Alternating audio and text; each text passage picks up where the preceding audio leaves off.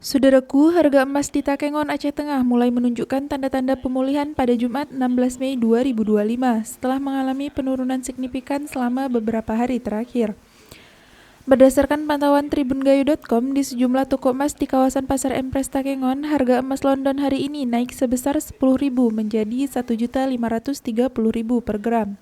Harga ini naik dari posisi sebelumnya yang berada di level harga 1.520.000 per gram pada Kamis 15 Mei 2025.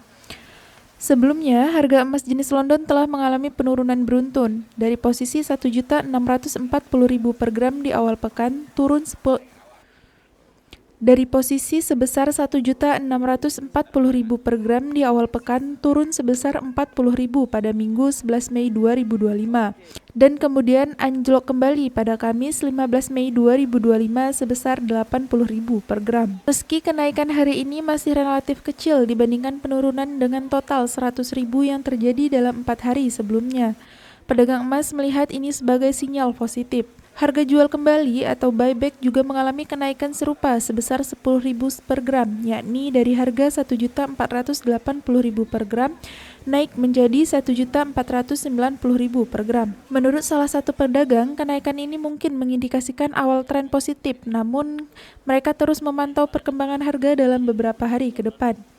Para pedagang juga mencatat bahwa meski kenaikan harga relatif kecil, minat masyarakat untuk membeli emas mulai terlihat meningkat setelah penurunan harga yang signifikan beberapa hari terakhir.